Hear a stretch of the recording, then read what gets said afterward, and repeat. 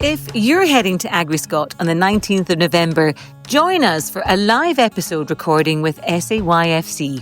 Starting at 9 a.m. in Seminar Room 2, I'll be joined by Katrina Gemmell and Jack Young to record an episode on what young farmers has meant for their well-being, how Katrina filled that void when it was time to move on, and maybe a few tales from those legendary young farmers' dances. Pop along to be part of the blether. That's AgriScot, 9 a.m, Seminar Room 2. Now, on with the show.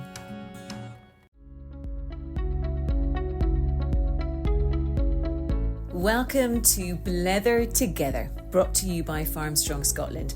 I'm your host, Sarah Stephen, and together we'll be travelling across Scotland to chat to farmers and crofters to learn more about them, their businesses, challenges, and the positive steps they take to manage their well-being. Our thanks go to NFU Mutual Charitable Trust for supporting the podcast series, and to our founding funders, Movember and the Royal Highland Agricultural Society of Scotland.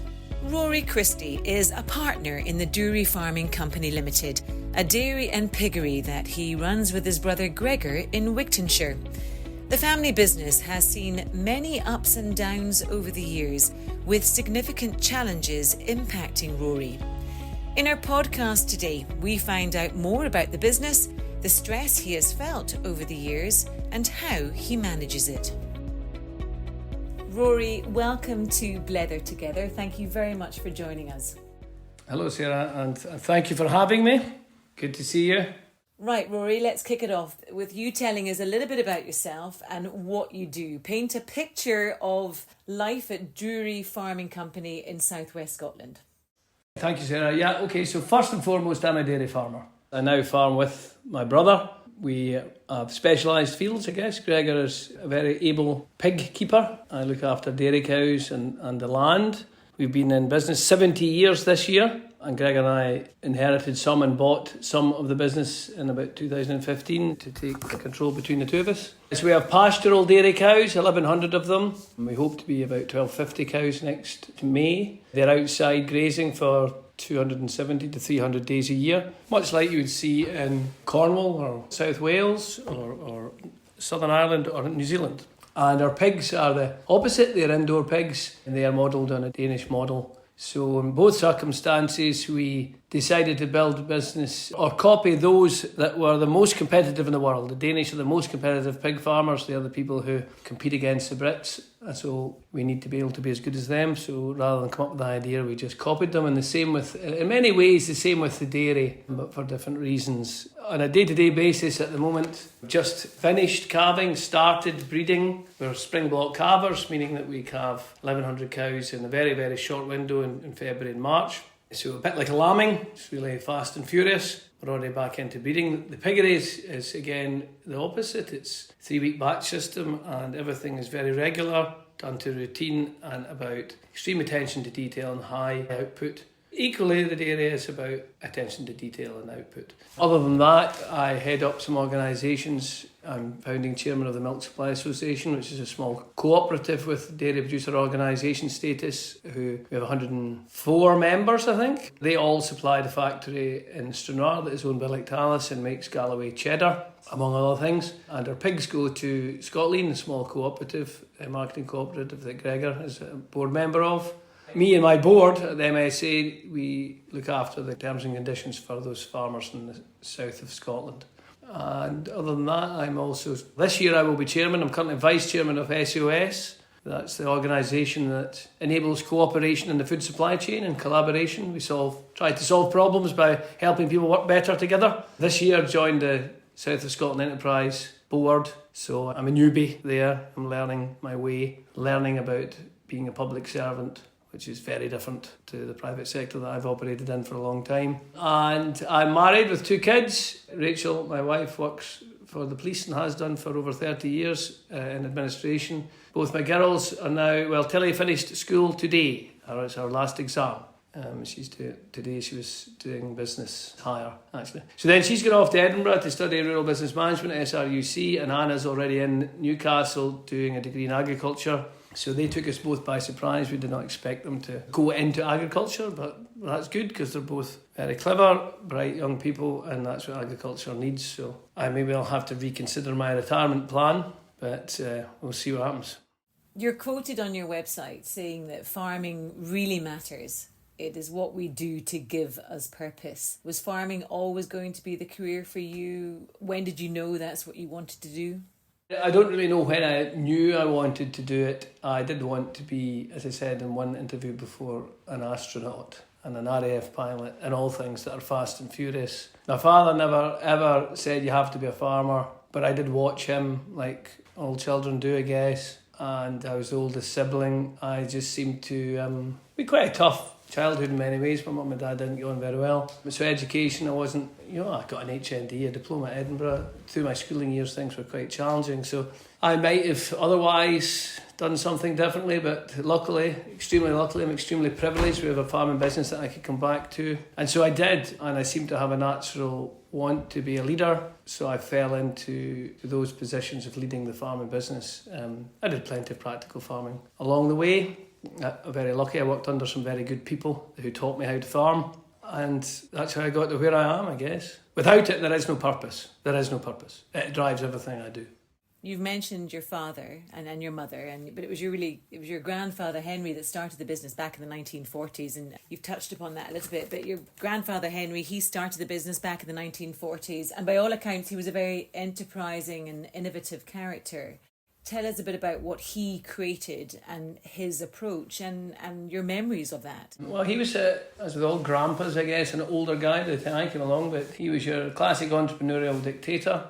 He was very enterprising. He was educated. He came from a tenanted hill farm in Luss in Loch Lomond. I think there were 7 of them. He went away. He was Dux of Alexandria Academy and then went to Glasgow and got a degree in agriculture and then various postgrads at Auchincrew and the Hannah. Anyway, he went into farming and he specialised in recovering ailing estates, and for that recovery he would take a small share of the profit, which he did that repetitively. Did it here in Wigtownshire he worked for the farm of the Maxwell family who owned Maynooth Estate, and anyway he ended up buying some of that, and he specialised in, I suppose, intensive livestock and pigs in particular and dairy, and he built a huge business based on pork production from whey, which was gathered from all the local creameries, and dairy production because we are in a very early area. It's a mild climate on the west coast of Scotland. He actually grew lots of potatoes as well and things like that, but that market went by the wayside, and he was one of the first broiler chicken farmers in the country.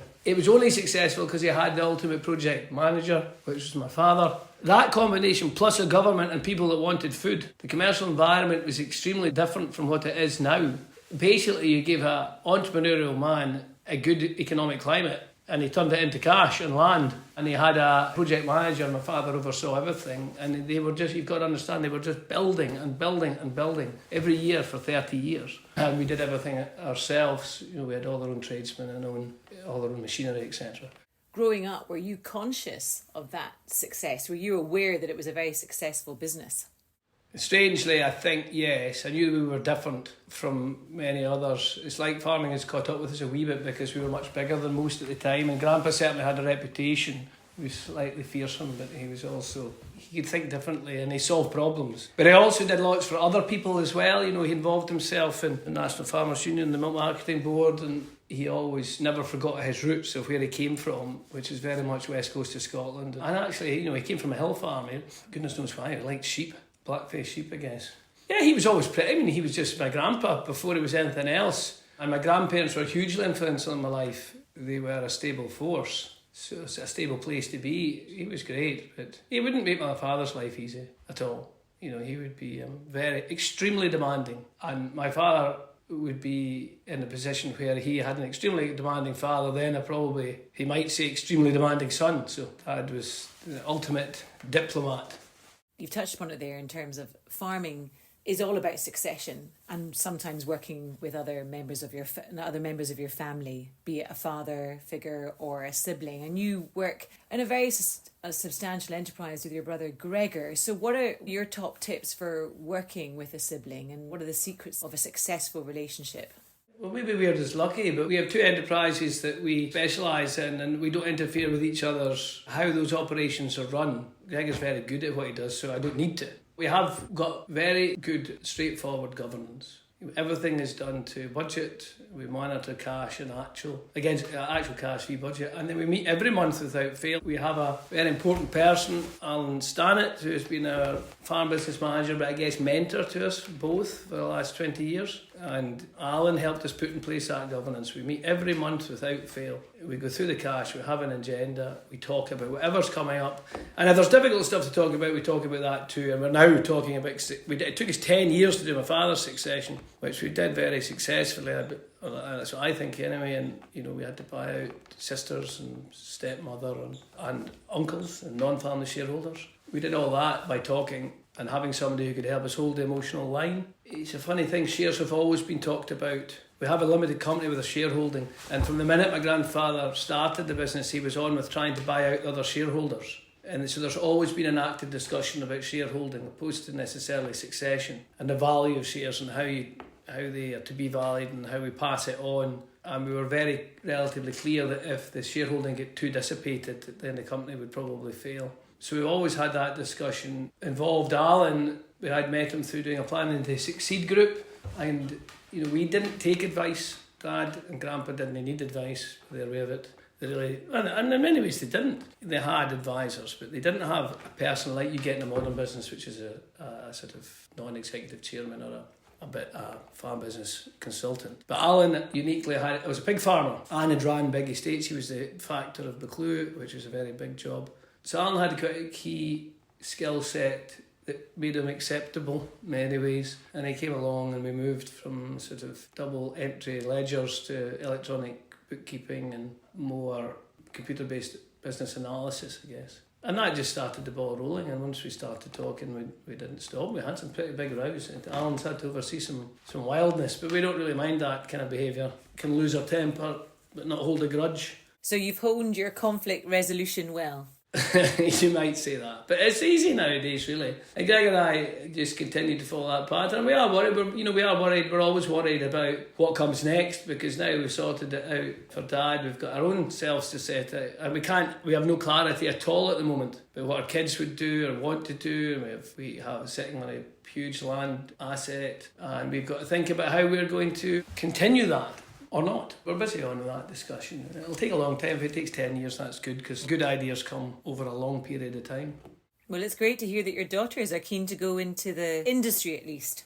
Yeah, I wouldn't ask them to come and work here unless they want to, and in fact I don't want them to come back here, certainly not straight away. They need to go and get some worldly experience. There's an opportunity there that they might be involved. I can't actually remember the question you asked me. We're just speaking about how you deal with, working very closely alongside your brother. So we've touched upon that, and obviously it's been good to understand that it's not all plain sailing. Absolutely not. No, it never is.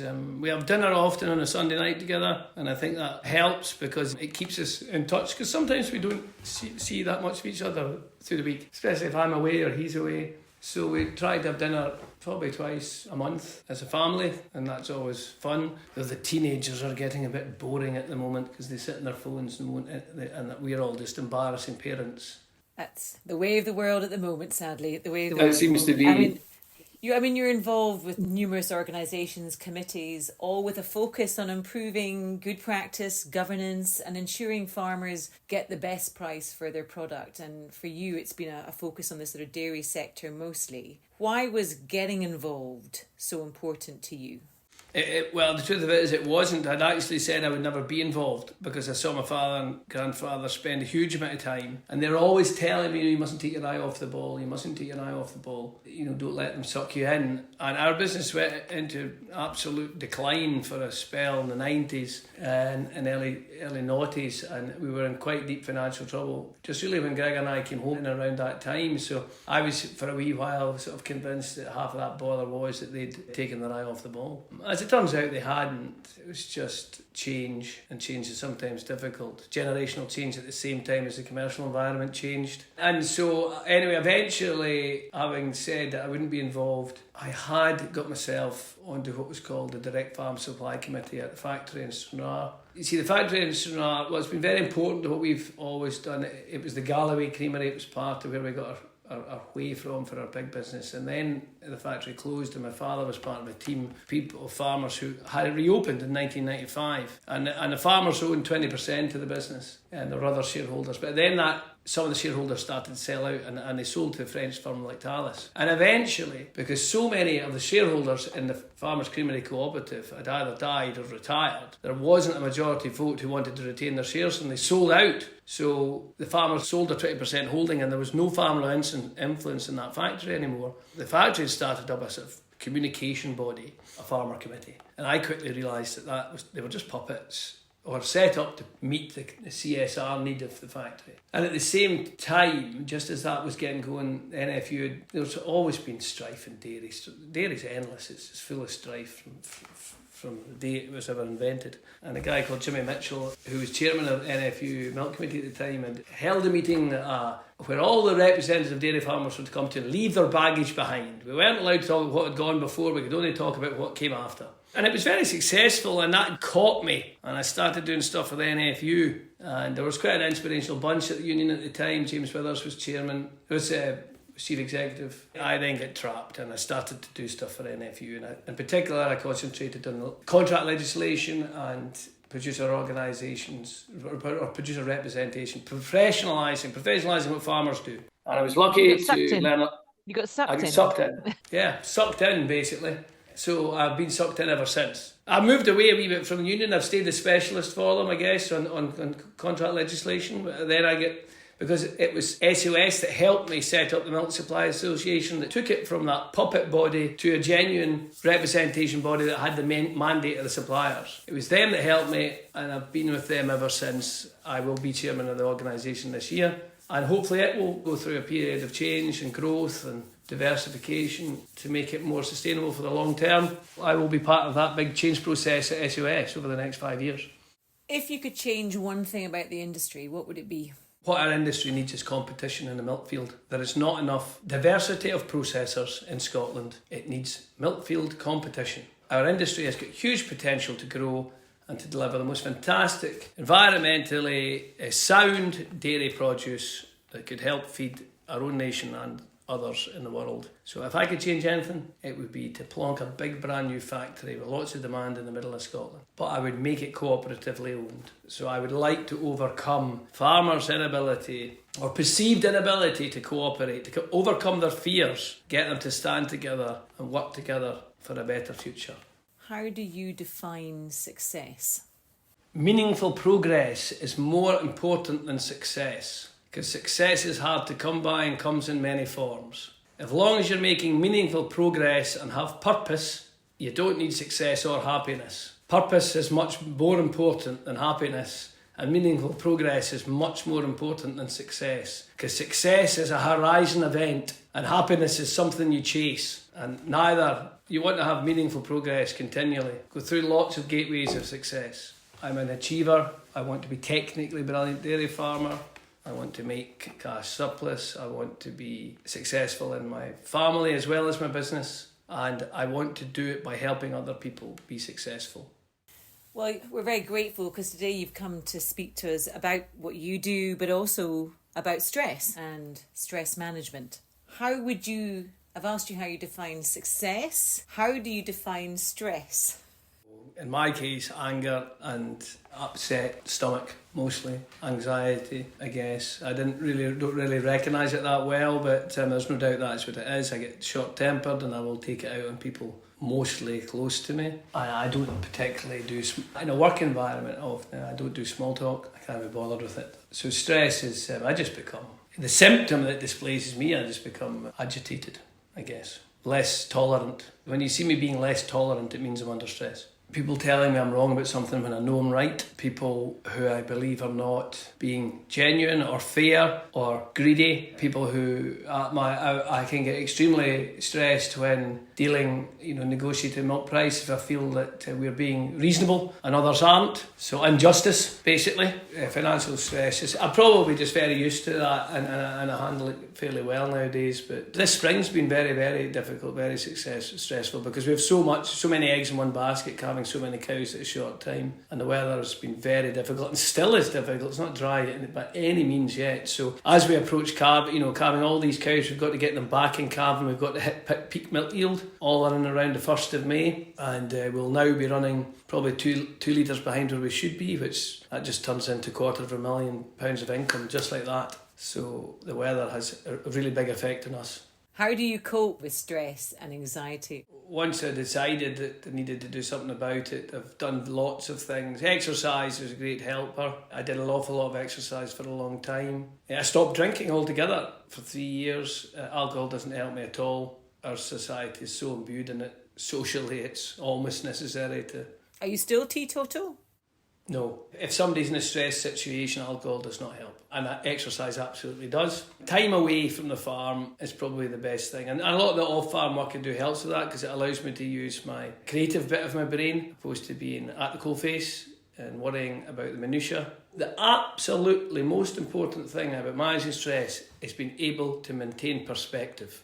You have to be able to maintain perspective. So getting off the farm gives me perspective. Dealing with bigger problems or industry-wide problems allows me to do some good and use my brain in a positive manner. So everybody has a bit of a creative side, and you need to allow that to flourish, and that will help you manage your stress. Listening to music helps me. When I was running for a long time, I've unfortunately got a knackered knee now, so I can't run, but listening to music I find is helpful. I try to walk now. So exercise, get off the farm, have perspective. They're the key things for me. Rest and recuperation, they call it, is it not?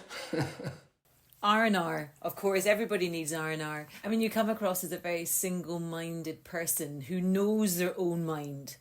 I've spent a great deal of time knowing my mind. You've spent a great deal of time honing that. But do you talk to somebody? Who do you turn to when you're stuck? Done lots of life coaching. I've had coaches, particularly a lady called Christine Miller, who helped me during the second part of the Real Leadership Programme called Harvest to Growth. There only has been 2 intakes, I think, pilot and then the one we did. And she certainly helped me a lot. She wasn't a therapist in any way, as she would quite often tell me, but she gave me methods and how to have a way to optimise the person you are. So I did spend a lot of time in self-exploration. I will use a counsellor. I'm seeing somebody at the moment because I wasn't enjoying the stress, and I could see that I needed to deal with that. It's just like cycling or running or whatever. You've got to look after your brain as well as your legs or your heart. I've a lot of responsibility now, more than ever before, with the roles that I hold, as well as the farming operation. I'm trying to understand the future. So I need to be in tip-top condition. I envisage a lot of change at SOS, which I have to,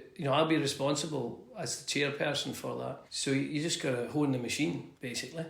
How did you make that decision to open up? Was it an easy decision to open up to somebody? I'm not sure. My mother always said that, whatever happens, you must talk. If that's kind of gift she left me.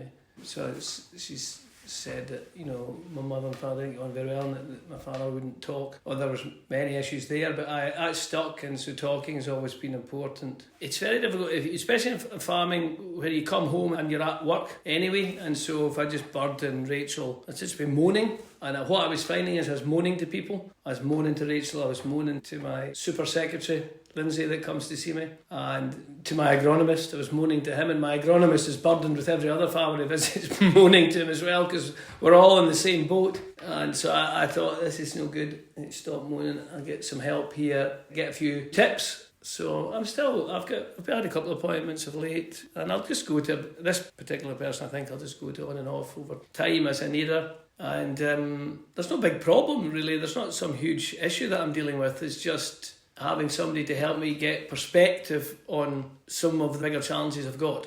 So, yeah, that's what I do. But you don't see yourself as alone. This must, No. In the industry. No. Leadership is lonely. There's absolutely no doubt about it. And anybody that leads, whatever they lead, when you're in that position of, I don't know how to describe it. I thought about this last night, that you take risk and you're never sure if it's going to be right. Is this the right thing to do? Well, there is nobody else can help you with that. So that's lonely. And so much of what we've done on the farm, and in some of the stuff I've done in dairy as well, when I've been a lone voice, some people would consider me radical. I don't really think I am. Sometimes I see vision easily and cut through a lot of the noise, so therefore it gives me the ability to see what needs done before others, and that puts me alone, because you might not have support, so you have to have determination. My father told me that a long time ago, that more than anything, if I wanted to achieve it, I had to be extremely determined, more determined than everybody else round about me. So therefore, you have to be able to handle taking decisions by yourself and not knowing if you're right and just believing in yourself that you're right. So all of that can be lonely. And sometimes these things are difficult to explain to others, you know, and they just think, I mean, I'm saying it on a national podcast, maybe some people will just think I'm a twat, but maybe not. You can't, they're difficult things to sometimes explain, and if you're at home, you want to actually stop thinking about it and try and shut down, and so you don't want to have to reopen that discussion with your wife, because you're just continuing the pain or the worry. So actually, in fact, what you want to do is come home and get away from it. And on the farm, that's really difficult. Really difficult. Yeah, I think you've just broken down that perception, because the stereotypical perception is that a farming industry have a strong, well-structured social support network. But it's not the case for many farmers, and for many of them, as we know, work long hours, work alone. There's nowhere to go now. There's no pubs, there's no social, there's nothing left for us to go to. You know, we have the rugby club, Wigtownshire Rugby Club to Blandnick, which was just a few miles up the road, which I was involved with, or still am involved with, really now as a fan, as a person that goes and watches and supports the guys. But if it wasn't for that, we'd have nothing left. And our village, there were 4 pubs within a mile vicinity. Now there's none. So you can't go and meet up with your pals that easily. And there is no taxi service. So you're relying upon somebody giving you a lift because you can't drink and drive. There are very few facilities available, certainly in the West Coast. Maybe a bit slightly different in the East, and if you live nearer a town, fair enough. But it's getting together with your pals, it's really difficult. It's really challenging to get together. Occasionally there'll be parties you could go to, and actually we had a discussion group, the Macker's Milkmen, for a long time. It was pretty active for a long time, and it was great fun. And I don't see those people nearly enough, because when we get together, we've all got a common cause, and we have a right good laugh. We've got stuff to learn about dairy farming maybe, but between us actually we just about know it all. So it's actually about getting together. So I really need to see about starting or getting that moving again, because we go on an annual trip, and that was great fun. It probably nearly killed us, mind you, a booze that we took, but we're older now, so maybe we'll be a wee bit wiser. It's really difficult to get that social life at times, and that is the same for the people that work for me. Yeah, and what is your advice to farmers who are feeling isolated?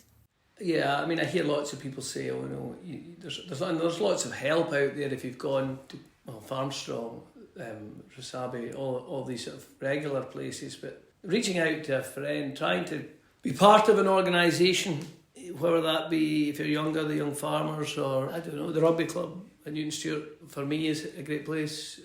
Try to have, I guess, a hobby and reach out to those. I try and make some friends, basically, because friendship sorts it. Friendship helps greatly. Come across today as being very reflective, and we've spoken about your grandfather and your father and how the business has been built up and how much work has gone into achieving what you've got today. But what advice would you give your younger self, knowing what you know? It's difficult to answer because I rarely look back, and I always try and look for... I know you say I'm reflective, I'm usually reflective. I am. That would infer that I made lots of mistakes, or I want to change something about what I've done, and I'm not a great person for... I generally just accept how it's been, and you had to move forward and look forward rather than back. I suppose I would say I would maybe looked after myself a bit better, partied a bit less, perhaps. How do you define happiness, and have you found it? Absolutely not. When I did my Harvest of Growth, we had to do a goal triangle, and everybody had these, what do they call them, BHAGs, big audacious hairy goals, and so they're all setting these huge big financial targets, and they're going to be doing this and they're going to be doing that. And mine was simply to find contentment, and I realised that was beyond audacious and extremely challenging to do. So what I probably found, or what I understand is important now, is purpose and meaningful progress, as I said earlier, and those will give me little horizons of happiness, and they'll keep my perspective. And in that goal triangle, it said I wanted to be successful in family and business. It's easy to be successful in one. It is not easy to be successful in both. How many multi-millionaire entrepreneurs do you meet that are on their 5th wife? Or how many successful family men that have done nothing in business because they spent all their time with their family? I'm not saying there's anything wrong with that, and that maybe made them happy, but it's not for me. I want to be successful in both family and business. So that's the challenge, that's the audacious goal. You've used that word purpose, and that brings us nicely back to the start of our conversation, and that's set very clearly out on your website, that sense of purpose. It's the first thing you read. When I went to the website, that's the first thing I read about your quote about purpose. Yeah, Gregor and I are both very clear. Yeah, I think we're both clear on that, you know. Finally, and just to sort of round things off, what advice would you give to the next generation of farmers? Do not think you can be successful without absolute hard work and determination. You're not entitled to your success. Anybody who tells you it can be done without hard work doesn't know how to be successful. So expect to work hard. By all means, play hard. And if you work hard, you need to look after your body and your brain to allow you to be optimal at that. We hope you enjoyed today's blether and it has provided some inspiration for your own well-being. One small step can make a big impact. Find something that works for you. To read our latest stories and news, download our resources and tools, or connect with Farmstrong Scotland, visit our website, allthews.farmstrongscotland.org.uk, or follow us on social media.